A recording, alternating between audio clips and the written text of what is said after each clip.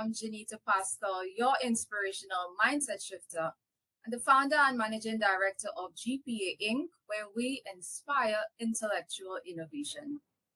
Today, I am happy that you can join us here as my guest, Tess Cheng, a certified health and wellness coach, take you behind the win, where we go beyond her cover story. Behind the win are experiences and/or challenges that we all encounter. Those dreams and visions that we set out to achieve can be greeted by many stumbling blocks, and those stumbling blocks can leave us questioning why, or often they allow us to go back to the drawing board to determine where should we turn next and how should we take those next steps. But truly, nobody ever gets to know us. All they ever get to see is the cover story. That cover story that leaves others questioning, why can't I get there too? Here we speak to authors, doctors, lawyers, professional coaches, entrepreneurs, your everyday people, and many more, as they inspire you by sharing with you their experiences and or challenges that they encountered before basking in their winning season. Again, I want to thank you so much for joining us here as my guest joins us to share on the importance of shifting your mindset to overcome setback. Hi, Tess. Welcome to this platform. Hello, Janita. It's a pleasure to be here. Thank you for inviting me. So, Tess, we always like to begin with, just to lighten up the platform a little bit as individuals get to know who Tess is. So if I were going along my merry way and I happen to get stuck in an elevator and we had the opportunity to introduce ourselves to each other, who would you tell me, or anyone who would meet you in that elevator, Tess Cheng is, and what is she best known for? Well, I'm Tess Cheng, and I'm based in Miami, Florida. I'm a health and wellness coach, so I'm passionate about helping people transform their health and take charge of their lives. I help them with building sustainable, actionable habits, keep them on track so that they can reach their health goals. When we're talking about wellness, we're talking about, different aspects of it. So it encompasses exercise, nutrition, stress management, social connection. Sleep is also very important because, if you don't get enough sleep, you don't have the mindset to keep to your goals. And a lot of clients I work with are busy professionals, so they come across challenges all the time. They have very busy, demanding schedules. And so they need someone to keep motivating them and keep them, reminding them where they want to go. Right. And I like that you spoke about those professionals who are often on the go. And, sometimes you really need that nudge, and we really need that person to continue to be that support in our ear to tell us, it doesn't matter what the setback is, because as we know, many people who experience setbacks often tend to, even as professionals, you often tend to rethink your goals and your abilities, your self-worth in comparison, especially to those successes that we see on social media. Yes. And you question your ability and whether you are able to accomplish. In your journey or with those people that you work with, did those setbacks impact your or their ability to remain motivated to achieve their goals? Well, setbacks can shift your motivation. Obviously, then, as you said, you will start questioning yourself about whether you are going to ever get there. But then setbacks come in many forms. They could be something that something just comes up, or you might hit a plateau. But then you have to refocus and say to yourself, setbacks are just lessons that you are, for growth, that you learn from them. They are not dead ends. Learning that you can recover from your setback. And in truth and in life, the truth is that when we're facing a challenge or a setback head on, your first thought or your first go-to is not to necessarily think positively or to consider perhaps how you can make that shift, not especially if you're not guided by a coach like yourself. Yes. How can one maneuver in this period, primarily as they may continue to hold on to that limiting belief or they continue to hold on to that past decision that allowed them to not necessarily succeed. I wouldn't say fail, because sometimes those things do not necessarily accomplish. It is not, I don't necessarily see it as a failure, but I see it as a teachable lesson for me in my journey. So how can one make that shift to ensure that they're not holding on to those limiting beliefs or those past what people consider failures? Well, limiting beliefs can really set you back, but at the same time, you have to refocus. You have to say, well, setbacks are just something for you to learn from them. As we said, you have to shift from that mindset and be positive and refocus on what you have done in the past, on your successes, no matter how small they are, and see where you have come from and learn about what you're good at. Rather than focusing on what you can't do, focus on what you can do. And that way you can say, well, I have come this far. And setbacks happen, that life is what it is. Things come up. They are not predictable, but you have to, it's a lesson learned. They are opportunities for growth. I like that you spoke about growth. And even as along my journey, as I continue to grow, sometimes, as you said, we really need that type of support. And some people struggle to remain self-motivated and sometimes lean on what we call external validation, which can have both a negative and a positive impact. We are often told that it's important to have those positive thoughts or positive outlook on those events that impact us in life. And can you tell us why it is very important to self-validate and have those thoughts of affirmation, especially when you're experiencing a setback? Oh, yes. Those they work as like cheerleaders, for your inner self. They remind you of what you have done and what you have achieved. And you look at your, past successes and you focus on them. And also, in a way, they give you that motivation, give you that drive to keep going forward, because then it brings back that confidence that you can achieve something. You can see in the past, oh, I have done this. I have come up with that courage to, come up with this goal, and I achieve it.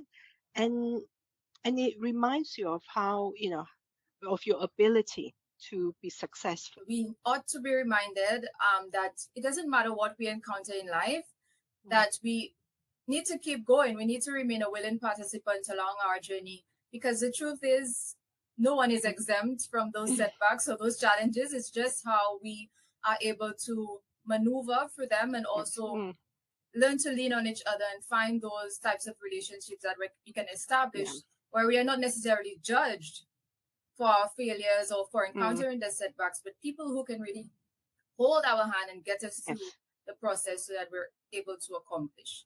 And often our mindsets, the mindset that we choose to adopt, plays a key role in whether we really accomplish after we experience a setback. So the mindset we choose to adopt have the power to dictate whether we overcome or really remain stuck and stagnant in that non-fulfilling space. For those who over time adopted that fixed mindset or the victim mindset, can you share how important it is to shift from that fixed or victim mindset to a growth mindset in order to overcome those setbacks? Oh, yes, absolutely. When you have a growth mindset, you see things through a different lens. When you feel setbacks, with a different lens, rather than seeing them as failures, they are just stepping stones. Setbacks are like a setback is like a comeback. It's a step for comeback. And so you say, well, I've learned this lesson, and maybe this is not the way it works with me. That's not how I can do this. I have to shift the gear. It's a bit like being on the road. When you're driving, you hit a sign saying detour. You just have to find another route, or you set your GPS in a different way and say, no, these are not the right directions. I want to take a different direction, but it would still ultimately get me to my destination. And there are many routes that you could take to get to your destination, right? So many individuals tend to fold under pressure and don't necessarily know how to shift and pick up again and get it going again. So what tips can you share for those watching on how they can make that shift, the different steps they can take to be inspired again and give that goal a try? Oh, yes. Regardless of whatever result they encountered the first time they attempted that goal. Sure. Well, first of all, I would say reframe the setbacks, as we discussed, rather than seeing the setbacks as failures, look at them as learning experiences.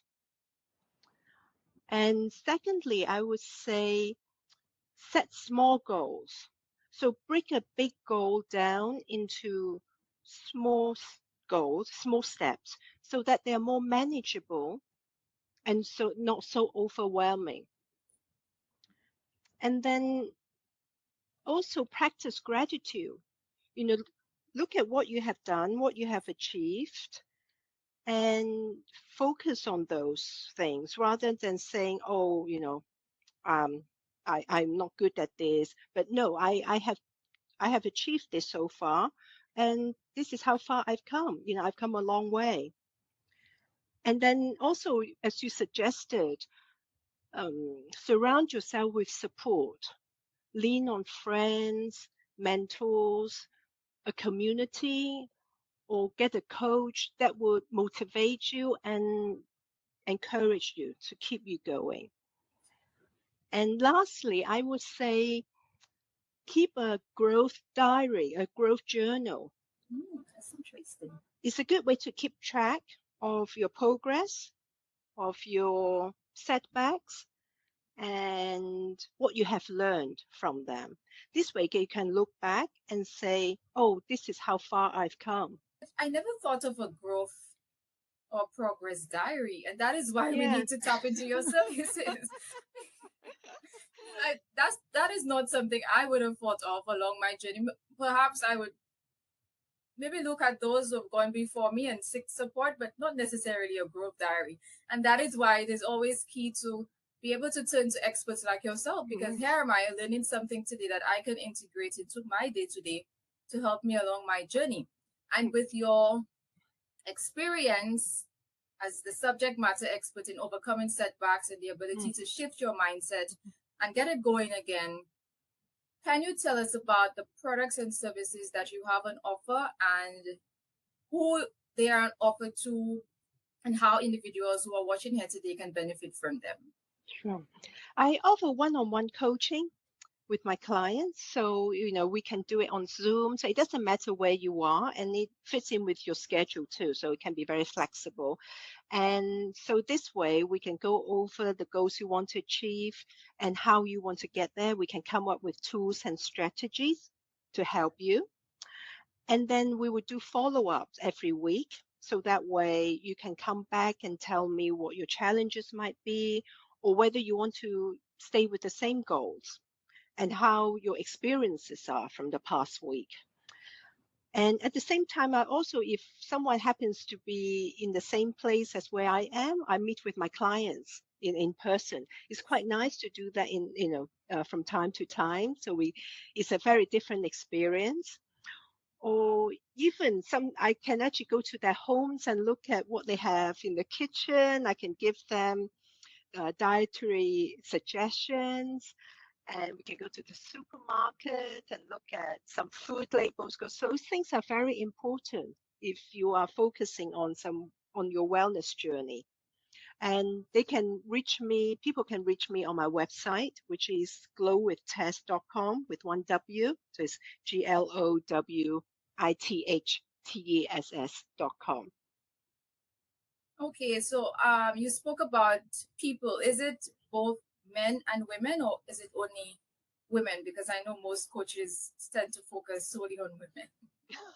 It's a very good question. No, both men and women. A lot of my clients, as I've said, they're very busy professionals, or just a lot these days we have very demanding schedules. Even people who are not working full time, but even part time, we have a lot of responsibilities, and it's easy to be derailed, and get distracted. So it helps to work with someone who can keep reminding you to stay on track. Or sometimes, as we said, if you have setbacks, to give you the motivation to get back on track and to refocus you.